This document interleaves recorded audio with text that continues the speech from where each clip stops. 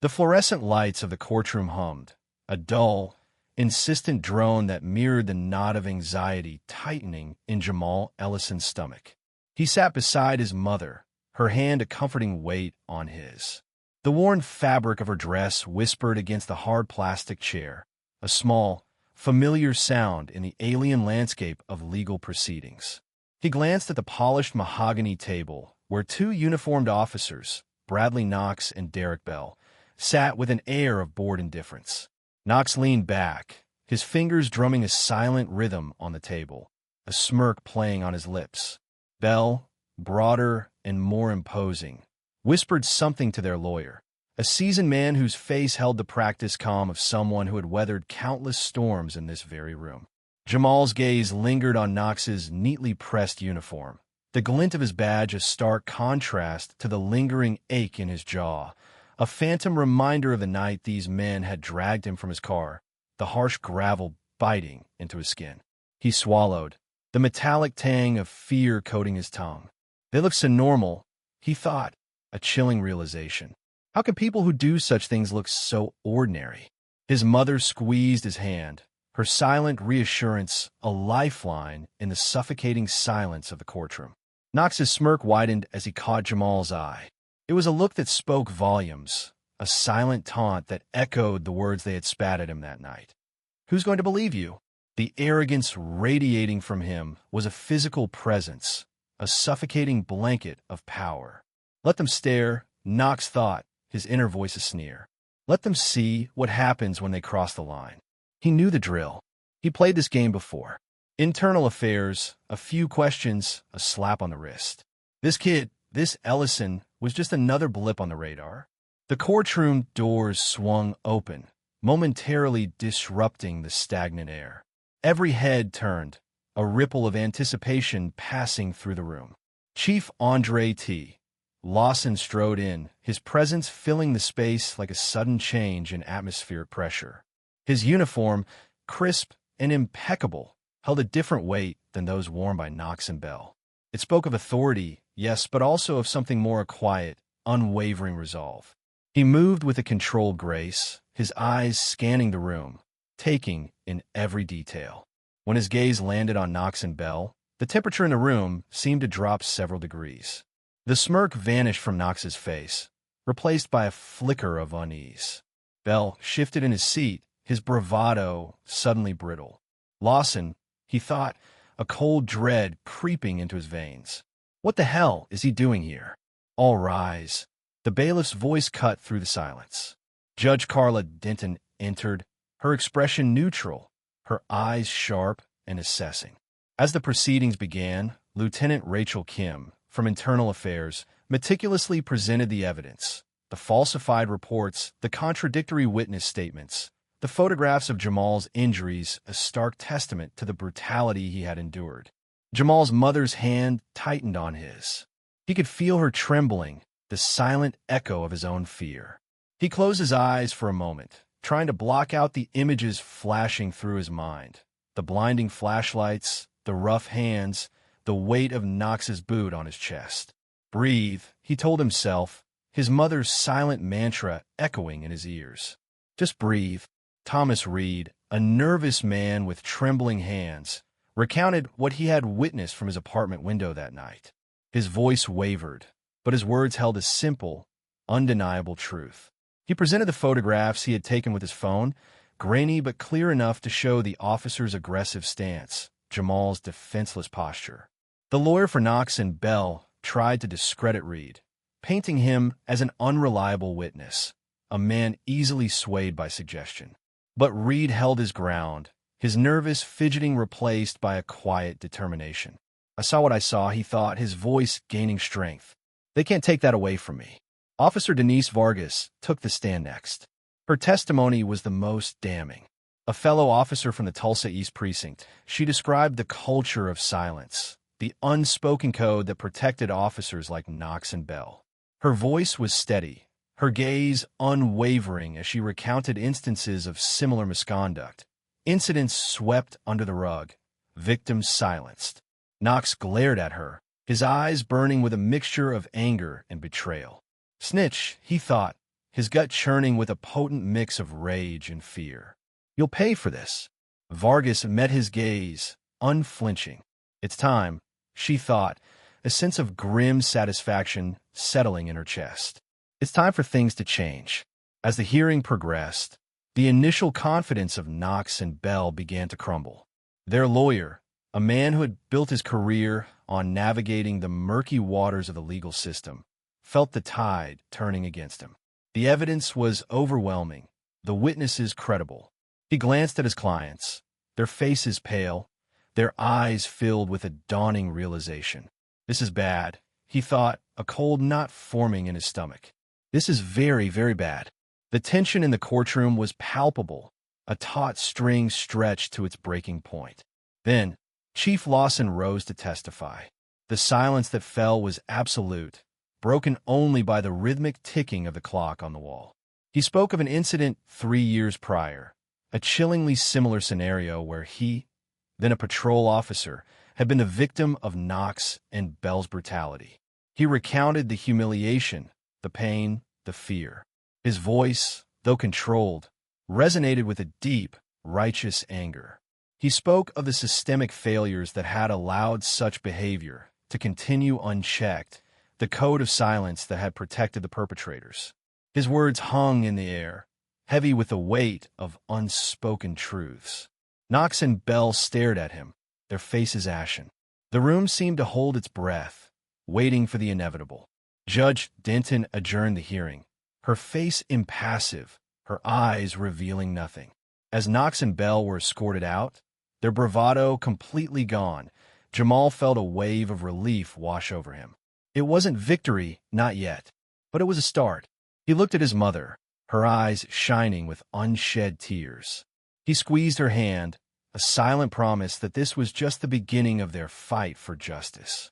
The hum of the fluorescent lights seemed less oppressive now, a steady backdrop to the quiet murmur of hope that filled the courtroom. The biting Tulsa wind, a raw, unwelcome guest, whipped at Andre Lawson's trench coat as he slowed his car to a stop. Red and blue strobed across his face, painting the interior of his vehicle in pulsating hues. He checked his speedometer well within the limit. A knot of unease tightened in his gut. Routine traffic stop, he told himself, his hand already reaching for his license and registration. Nothing to worry about. But a deeper instinct, honed by years on the force, whispered a different story. Something felt off. 2 figures emerged from the patrol car, their silhouettes sharp against the harsh glare of the headlights. Officers Knox and Bell. Andre recognized them instantly. Their reputations preceded them whispers in the precinct hallways, complaints brushed under the rug. Just my luck, he thought, a bitter taste rising in his throat. He watched their approach in the rearview mirror, their movements carrying an almost predatory ease. Knox leaned down, his face illuminated by the interior light. "License and registration, sir." His voice was flat, devoid of the usual polite formalities. Andre complied, handing over the documents. His heart beat a slow, heavy rhythm against his ribs. He knew this dance. He'd seen it played out countless times, from both sides of the interaction. The air crackled with an unspoken tension. Bell circled the car, his gaze sweeping over the vehicle like a hawk eyeing its prey. Andre watched him in the side mirror, his reflection a stoic mask in the flashing lights. "Stay calm," he repeated internally. "Don't give them a reason." He knew the game. Any reaction, any sign of agitation, could be twisted, manipulated. Knox examined his license, his expression unreadable. A long, uncomfortable silence stretched between them, punctuated only by the rhythmic pulse of the sirens. Andre could feel the weight of Bell's gaze, a palpable pressure on his back. He fought the urge to turn around, to meet the officer's stare. "Patience," he reminded himself. "Just patience. Everything seems to be in order," Knox finally said, his voice laced with a subtle edge. He handed back the license, but his eyes lingered on Andre's face, a flicker of something cold and calculating in their depths. "Is there a problem, officer?" Andre asked, keeping his tone even carefully neutral. He could feel the tension coiling in his shoulders, a physical manifestation of the unspoken hostility hanging in the air. Knox smirked, a slow, deliberate curve of his lips. "Just a routine check, sir." But he trailed off, letting the word hang in the air, heavy with implication. He gestured towards the rear of the car. "Looks like you have a broken taillight." Andre's brows furrowed. He'd checked his lights before leaving the house. He was meticulous about his car. "They're lying," he realized, the thought a cold stone in his stomach. He knew it with a chilling certainty. This wasn't about a taillight. This was about power, about asserting dominance. "I'm sure my taillight is fine, officer," he said, his voice still controlled, though a tremor of anger resonated beneath the surface. Bell stepped forward, his shadow falling across the window. "Step out of the vehicle, sir." His voice was sharp, edged with steel. Andre hesitated. He knew his rights. He knew this was wrong, but he also knew the potential consequences of resistance. He weighed the options in his mind, the familiar conflict between principle and pragmatism warring within him. He took a slow, measured breath. "Pick your battles," a voice whispered in his head. He opened the car door and stepped out onto the cold asphalt. The wind bit at his skin, a sharp contrast to the simmering anger that coursed through his veins. He faced the officers, his expression carefully blank, his body language conveying a quiet, controlled strength. "Sir, we're going to need to search your vehicle," Knox announced, his tone dripping with false courtesy. Andre felt a surge of outrage, a hot wave that threatened to break through his carefully constructed composure. This is blatant harassment, he thought, his mind racing. But he kept his face impassive, his eyes locked on Knox's. "On what grounds?" he asked, his voice low and steady. Knox exchanged a look with Bell, a silent communication passing between them. A smug, knowing look that made Andre's blood boil. "Probable cause," Knox replied, his voice laced with a sardonic edge. "We suspect you may be in possession of illegal substances." The lie hung in the air, thick and suffocating. Andre could feel the weight of their gazes, the palpable sense of their power, their absolute disregard for the truth. He knew he was trapped, caught in a web of lies and manufactured evidence. He watched, a silent, seething observer, as they ransacked his car, their movements calculated, their expressions a mixture of boredom and contempt. They found nothing, of course. There was nothing to find, but the damage was done. The humiliation, the violation, the blatant abuse of power, it left a deep, festering wound. As they handed him a citation for the non-existent broken taillight, their smirks etched in his memory, Andre knew this wouldn't be the end. He would not let it be. A cold, hard resolve settled in his heart. "This ends now," he vowed silently. "This ends with me." The wind howled around him, a mournful soundtrack to the injustice he'd endured, a harbinger of the storm he was about to unleash. The fluorescent lights of the courtroom hummed, a dull counterpoint to the rhythmic tapping of Judge Denton's pen against the mahogany bench. Bradley Knox shifted in his seat, the starched collar of his uniform suddenly too tight. He could feel the weight of Derek Bell's gaze beside him, a silent question hanging in the air. "Just hold it together," Knox thought, his jaw clenching. "This is just a formality." He glanced at Jamal Ellison across the room, the young man's face an impassive mask. Knox tried to convince himself that the emptiness in Ellison's eyes was a sign of defeat, not the quiet storm he instinctively knew it to be. Lieutenant Rachel Kim, crisp and efficient, laid out the internal affairs report with methodical precision. Knox fought to suppress a flicker of annoyance. The woman was a bloodhound, sniffing out every discrepancy, every inconsistency in their carefully constructed narrative. "They've got nothing," he reassured himself, his internal voice a strained whisper against the mounting evidence. "Officer Vargas," Lieutenant Kim addressed the witness stand, her voice cool and clear. Denise Vargas, her face pale beneath the harsh courtroom lights, raised her right hand and swore to tell the truth, the whole truth, and nothing but the truth. Knox felt a knot tighten in his stomach. Vargas had been their friend, their confidant. Now, she was the prosecution's star witness. He could taste the metallic tang of betrayal in his mouth. Jamal's mother sat ramrod straight, her gaze fixed on Vargas. A silent plea hung in the air, a mother's desperate hope for justice. Jamal himself remained statue still, his eyes reflecting the cold gleam of the courtroom fixtures. He had recounted his experience countless times, each retelling chipping away at his soul. Let it end, he prayed silently. Let this be the end. Vargas's testimony began, her voice hesitant at first, then gaining strength as she recounted the events of that night. Knox's mind raced, dissecting each word, searching for a loophole, a crack in her narrative. She's exaggerating, he told himself. She's twisting the facts. But deep down, a cold dread seeped into his bones. After the arrest, Vargas continued, her voice gaining a steely edge. I overheard a conversation between officers Knox and Bell. The courtroom fell silent, the only sound the frantic thump of Knox's heart against his ribs. He could feel the blood draining from his face. Beside him, Bell shifted uneasily, his eyes darting towards the judge. They were discussing the body camera footage. Vargas said, her gaze unwavering. Officer Knox said, we need to make this disappear.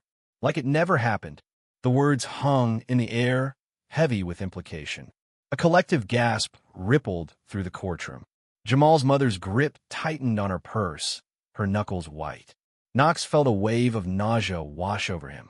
He wanted to shout, to deny, to explain, but the words caught in his throat, choked by the rising tide of fear. It's over, he realized, the thought a chilling whisper in his mind. We're done. The courtroom doors swung open, interrupting the proceedings. All eyes turned to the newcomer. A hush fell over the room as Chief Andre T. Lawson, his face etched with a quiet fury, strode towards the witness stand. Knox felt a jolt of pure, unadulterated terror. Lawson, the man they had targeted 3 years ago. The man they thought they had silenced. I request to be heard, Lawson stated, his voice resonating with authority. Judge Denton, her eyebrows raised in surprise, nodded curtly. Knox could feel the walls closing in, the air thick with a sense of impending doom. Lawson's testimony was brief but devastating. He recounted his own experience with Knox and Bell, mirroring Jamal's account with chilling accuracy. He spoke of the planted evidence, the fabricated charges, the casual brutality. His words were measured, controlled, yet each syllable dripped with a righteous anger that resonated through the courtroom. Knox and Bell's lawyer, initially confident, now looked pale and uncertain. He scribbled furiously on his notepad, a desperate attempt to salvage a sinking ship. The final nail in the coffin came from an unexpected source. Thomas Reed, a nervous, bespectacled man, testified to witnessing the incident from his apartment window. He presented photographic evidence, blurry but damning, corroborating Jamal's account and further exposing Knox and Bell's lies. Reed's voice trembled as he spoke, but his words held a surprising power. He was an ordinary man, thrust into extraordinary circumstances, and his simple act of courage tipped the scales of justice. As the hearing drew to a close, Knox felt a strange sense of detachment. He watched as the judge delivered her verdict termination, immediate and without possibility of appeal, followed by a referral for criminal charges. He saw the flicker of triumph in Jamal's eyes, the quiet relief on his mother's face. He felt Bell's hand on his shoulder, a silent gesture of shared despair. The courtroom lights seemed to dim, the hum growing louder, consuming him in a vortex of regret and resignation. It's over, he thought, the words echoing the hollow emptiness within him. It's finally over. The fluorescent lights of the courtroom hummed, a dull counterpoint to the rhythmic tapping of Judge Denton's pen against her notepad. Thomas Reed, perched precariously on the witness stand, shifted under the weight of Knox and Bell's glares. He clutched a manila envelope, the contents of which felt heavier than lead in his trembling hands. He swallowed, the dryness in his throat echoing the aridity of his fear. Just tell the truth, Tommy. Just the truth. His internal mantra offered little comfort. He'd seen what these men were capable of. Lieutenant Kim, her voice crisp and professional, guided him through his testimony. Mr. Reed, can you please describe what you saw on the night of July 12th? He recalled the flashing lights, the shouts, the raw fear etched on Jamal Ellison's face. The image seared into his memory like a brand. I saw the officers they were, he stammered, the words clinging to the back of his throat. He glanced at Jamal and his mother, their quiet dignity a stark contrast to the simmering arrogance emanating from the defense table. They deserved justice, he thought, steeling his resolve. They were putting something in his bag. A ripple of murmurs ran through the courtroom. Knox's jaw clenched, a muscle twitching beneath his eye. Damn this nosy old man, he thought, a surge of anger coursing through him. He's going to pay for this. Bell remained impassive, his gaze fixed on some distant point in the room, but a bead of sweat trickled down his temple. Just stay calm, Derek. It's his word against ours. Mr. Reed, Lieutenant Kim continued, did you take any photographs that night? Reed nodded, his hand tightening around the envelope. He pulled out a series of grainy photographs, the stark flash illuminating the scene. One picture clearly showed Knox holding a small baggie, his hand reaching towards Ellison's open backpack. A collective gasp filled the room. Jamal's mother squeezed his hand, her silent strength a tangible force. See, son? The truth will always come out. Knox's facade of composure finally cracked. He slammed his hand on the table, the sudden sound jolting everyone in the room. That's a lie. It's all lies. He's setting us up. His voice, thick with desperation, echoed in the silent courtroom. Judge Denton's gavel came down with a resounding thud. Officer Knox, control yourself. This is a court of law, not a playground. Her voice, sharp and unwavering, cut through the tension. Knox's lawyer, a seasoned veteran of such hearings, felt a cold dread creep into his heart. He'd seen this look before, the look of a cornered animal. He'd hoped to poke holes in the witness's testimony, create reasonable doubt. But this was damning. We're losing this, he thought, his carefully constructed defense crumbling around him. He shot a warning glance at Knox, silently urging him to regain control. The turning point came with the gas station security footage. Lieutenant Kim, with a quiet confidence that belied the weight of the evidence, presented the footage retrieved from the gas station across the street from the arrest. The grainy black and white images showed Knox and Bell stopping at the gas station just minutes before the arrest. The angle was obscured, but the sequence of events was undeniable. Knox retrieved something from his car, pocketed it, and then rejoined Bell. The silent film spoke volumes. The air in the courtroom grew thick with anticipation. Even Judge Denton leaned forward, her gaze fixed on the screen. Jamal's mother, her eyes filled with a mixture of relief and lingering sorrow, whispered a prayer of gratitude. Thank you, God. Thank you for showing the truth. The lawyer's internal monologue was a frantic scramble. Damage control. Damage control. He knew it was over. The footage, combined with Reed's testimony, painted a damning picture. His clients were going down. The question now was how far they would fall. Knox stared at the screen, his face a mask of disbelief. He'd been so sure of his own invincibility. He'd never considered that anyone would dare challenge him, let alone that they might succeed. The realization of his impending downfall hit him with the force of a physical blow. All the arrogance, all the bravado, evaporated, leaving only a hollow fear. It's over, he thought numbly. It's all over. Bell remained motionless, his gaze still distant, but the subtle tremor in his hands betrayed his inner turmoil. He'd always followed Knox's lead, trusting in his brash confidence. Now, that confidence had shattered, leaving him exposed and vulnerable.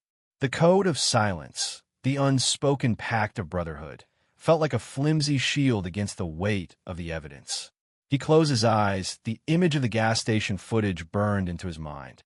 He knew, with a sickening certainty, that their careers, their lives, were irrevocably altered.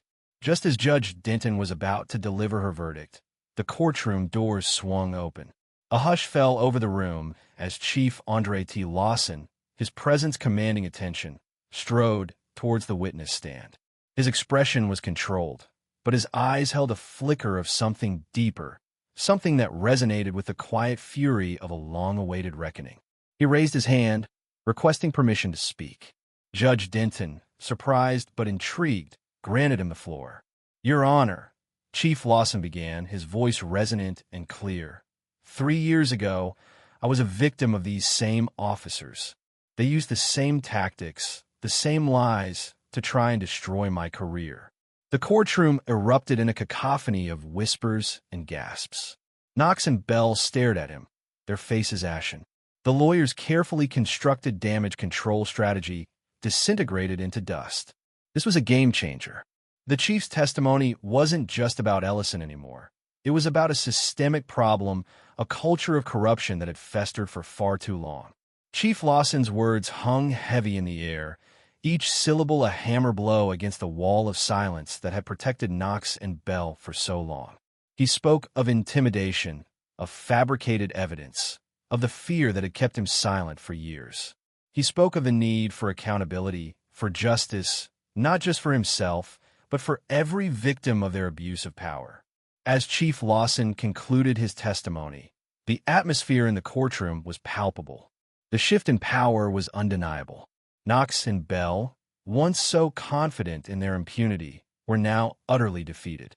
Their arrogance had crumbled, replaced by the stark reality of their impending doom. Judge Denton, her face grim, addressed the officers. "In light of the compelling evidence and the testimony of Chief Lawson, I find Officers Knox and Bell guilty of all charges." Her words, delivered with the weight of the law, sealed their fate. They would be terminated, and the case referred for criminal prosecution. Jamal and his mother exchanged a look of quiet understanding. It wasn't complete closure, but it was a start. The truth had prevailed, and in that truth, there was a glimmer of hope, a promise of a future where justice, however delayed, would eventually find its way. The fluorescent lights of the courtroom hummed, a dull counterpoint to the rapid thump of Derek Bell's heart against his ribs. Bradley Knox, beside him, remained stoic, his jaw clenched, a stubborn refusal to acknowledge the tightening noose of evidence. Bell, however, could feel the sweat slicking his palms, the metallic tang of fear coating his tongue. He'd watched the steady procession of witnesses: Vargas, the rookie cop with a conscience; Reed, the trembling neighbor clutching his phone; Ellison's mother, her gaze a silent indictment. Each word, each photo, chipped away at the carefully constructed facade of their defense. He glanced at their lawyer, Mr. Henderson, his usual confident demeanor replaced by a grim set to his mouth. Even Henderson, the master manipulator of loopholes and technicalities, seemed to have recognized the inevitable. "They've got us," Bell thought, the realization a cold stone in his gut. "They've finally got us." Lieutenant Kim, crisp and efficient, was wrapping up her presentation. And with Mr. Reed's photographic evidence corroborating Mr. Ellison's account, and Officer Vargas's brave testimony confirming the defendant's pattern of misconduct, the Internal Affairs investigation concludes that Officers Knox and Bell are guilty of planting evidence, unlawful search and seizure, and excessive force. A hush fell over the room. Jamal Ellison, seated beside his mother, finally allowed a flicker of hope to surface in his dark eyes. A small, almost imperceptible squeeze of his mother's hand betrayed his relief. "It's over, Ma. It's finally over." "Mr. Henderson," Judge Denton addressed their lawyer, her voice neutral. "Does the defense have any further witnesses or evidence to present?" Henderson rose, his movements lacking their usual fluidity. He shot a look at Knox, then Bell, a silent question hanging in the air. Bell avoided his gaze, the shame a burning ember in his chest. "Say something, Knox. Do something." But Knox just stared straight ahead, his eyes glassy, as if disconnected from the reality unfolding around him. Henderson cleared his throat, the sound amplified in the sudden stillness. "Your Honor, the defense rests." The words felt heavy, final. Bell closed his eyes, a wave of nausea washing over him. It's done. The years of operating above the law, the smug certainty of their invincibility, the casual brutality they'd inflicted without consequence, it was all crashing down around him. He opened his eyes, meeting Judge Denton's steady gaze. He could see the judgment there, the quiet condemnation, and something else, a flicker of pity. The thought was unsettling. He didn't want her pity. He deserved her wrath. Before Judge Denton could speak, the courtroom doors swung open, interrupting the strained silence. A hush rippled through the room as a tall, imposing figure strode in. It was Chief Andre T. Lawson, his presence radiating authority. Every head turned towards him, a collective intake of breath echoing in the sudden quiet. Bell felt a jolt of pure, visceral fear. "Lawson, what's he doing here?" "Your Honor," Chief Lawson addressed the judge, his voice resonating with controlled power, "I request permission to address the court." Judge Denton, clearly surprised, nodded. "Chief Lawson, you may proceed." Lawson turned his gaze to Knox and Bell, his eyes dark and unreadable. Bell felt the weight of that gaze, the unspoken accusation it carried. He shrank back in his seat, wishing he could disappear. 3 years ago, Lawson began, his voice low but steady, carrying to every corner of the room. "I was stopped by 2 officers from the Tulsa East Precinct. I was driving home from a late meeting, completely sober, obeying all traffic laws." He paused, the silence heavy with anticipation. Those officers were Bradley Knox and Derek Bell. A murmur swept through the courtroom. Bell could feel the blood draining from his face. Knox remained motionless, but a slight tremor in his jaw betrayed his inner turmoil. Lawson continued, his voice gaining strength. "I was subjected to the same unlawful search, the same fabricated evidence, the same brutal treatment that Mr. Ellison experienced. I was humiliated, degraded, and falsely accused." He turned his gaze to Jamal Ellison, a flicker of empathy softening his expression. "I know what you went through, son. I know the fear, the anger, the sense of injustice." He paused, his next words ringing with conviction. "I am here today because I will not allow this to happen again." He turned back to the judge, his voice regaining its formal tone. "Your Honor, I believe my personal experience provides further evidence of a pattern of misconduct by these officers. I urge the court to consider this when making its decision." The courtroom was utterly silent. The impact of Lawson's words hung heavy in the air. Bell could feel the weight of his own guilt crushing him. He glanced at Knox, who finally seemed to crack, his rigid posture slumping, his gaze fixed on the floor. It was over. They were finished. Judge Denton, her expression grave, addressed the officers. "Officers Knox and Bell, the evidence presented against you is overwhelming and irrefutable.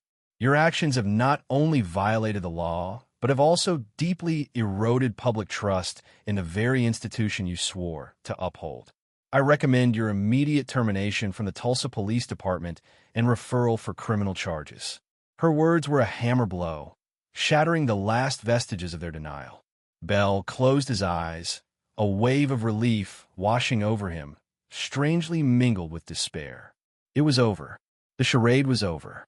He finally had to face the consequences of his actions. And in the deafening silence that followed, he heard, not the judge's voice, nor the murmurs of the courtroom, but the echo of his own conscience, finally, undeniably awake. The fluorescent lights of the courtroom hummed, a dull counterpoint to the silence that had descended after the gavel's final crack. Bradley Knox felt the weight of it, a physical pressure on his chest, constricting his breath. He watched, numb, as Jamal Ellison and his mother embraced, a tableau of quiet triumph he couldn't comprehend. Triumph? Over what? A few procedural missteps? He hadn't even admitted to anything. But the look in Bell's eyes, the utter defeat mirrored in their lawyer's slumped posture, told a different story. His own carefully constructed facade, the arrogance he'd wielded like a shield, was crumbling. He tasted the bitter tang of fear, a metallic flavor coating his tongue. It wasn't the fear of losing his job, not exactly. It was the fear of exposure, of the world seeing him, Bradley Knox, as a liar, a brute, a criminal. He'd convinced himself it was all part of the game, the necessary evils of keeping the streets clean. But Lawson's words, each syllable precise and laced with the same venom he himself had dispensed for years, echoed in his ears. Justice delayed, Lawson had said, his gaze unwavering, is not justice denied. The words hung in the air, a condemnation, a prophecy. Derek Bell avoided Knox's gaze. He felt a strange detachment, as if watching his own life unravel from a distance. The confession had tumbled out, a desperate attempt to salvage something, anything from the wreckage. He tried to justify it to himself, peer pressure, loyalty to Knox, the inherent danger of the job. But now, seeing the relief etched on Jamal's face, the quiet strength in his mother's eyes, Bell felt a pang of something akin to shame. He remembered the smug satisfaction he'd felt during the arrest, the power surging through him as he'd twisted Ellison's arm, the casual disregard for his pleas. It seemed a lifetime ago. He hadn't even considered the consequences, hadn't believed there would be any. He'd been wrong. The system, the very system he'd sworn to uphold, had turned on him. Outside the courthouse, the afternoon sun felt harsh, exposing. Jamal stood beside his mother, the weight of the past weeks lifting, replaced by a fragile hope. He hadn't spoken much during the hearing, the words caught in his throat, a knot of anger and fear he couldn't unravel. But now, as he looked at his mother's face, lined with worry but illuminated by a tentative smile, he felt a quiet sense of vindication. It wasn't over, not really. The scars remained, a constant reminder of the injustice he'd endured. But it was a start, a small victory in a larger battle. He squeezed his mother's hand, a silent promise to keep fighting, to keep speaking truth to power. Jamal's mother, Mrs. Ellison, drew a deep breath, the crisp autumn air filling her lungs. She hadn't realized how tightly she'd been holding her breath, bracing herself for disappointment, for the familiar sting of injustice. For years, she'd taught Jamal to respect authority, to trust the system. But that trust had been shattered, replaced by a gnawing fear, a constant vigilance against the very people sworn to protect them. Seeing Knox and Bell stripped of their authority, their arrogance replaced by fear, filled her with a profound sense of relief. It was a small victory, a crack in the wall of indifference. She knew the fight wasn't over, that there were others like Jamal, others who hadn't been heard, whose stories remained untold. But today, she allowed herself a moment of quiet triumph, a flicker of hope in the darkness. Chief Lawson stood on the courthouse steps, the setting sun casting long shadows behind him. He watched the small crowd disperse, a mix of emotions swirling within him. Satisfaction, yes, but also a profound sadness, a weary understanding of the deep-seated rot within the system he now led. He'd seen it firsthand, experienced it in the most brutal way. The same casual disregard for his rights, the same smug certainty of impunity, had fueled Knox and Bell's actions 3 years ago. The video evidence, grainy and shaky, had been the final nail in their coffin. He'd hesitated to use it, knowing the implications, the potential backlash. But he'd made a promise to himself, a promise to change things, to hold those accountable, no matter the cost. He knew the road ahead would be long and arduous, that there were more battles to be fought. But today, he'd taken a stand. He'd shown the city, shown the department, that the days of turning a blind eye were over. Lieutenant Kim, her briefcase clutched tightly in her hand, walked briskly away from the courthouse. The case had taken months of meticulous work, painstakingly gathering evidence, interviewing witnesses, navigating the intricate web of departmental politics. She'd faced resistance, subtle threats, whispers in the corridors. The code of silence was a powerful force, a wall of indifference protecting those who abused their power. But she'd persevered, driven by a deep sense of justice, a belief in the integrity of the system she served. Seeing Knox and Bell led away, their careers in ruins, filled her with a quiet sense of accomplishment. It wasn't personal, not really. It was about upholding the law, about ensuring that no one, regardless of their badge, was above it. She knew the fight was far from over, that there were others like Knox and Bell, hiding in the shadows, waiting for their chance. But today, she made a difference. And that was enough. The story of Bradley Knox and Derek Bell wasn't just about two rogue cops. It was a story about power, about accountability, about the courage to speak truth to power. It was a story that resonated far beyond the walls of the courtroom, a reminder that injustice thrives in silence. It was a call to action, a plea to break the code of silence, to hold those in power accountable, to never stop fighting for what is right. Because justice, like a river, must flow freely, or it stagnates, poisoning everything it touches. And in the fight for justice, every voice matters. Every act of courage counts. Every whisper of truth can become a roar.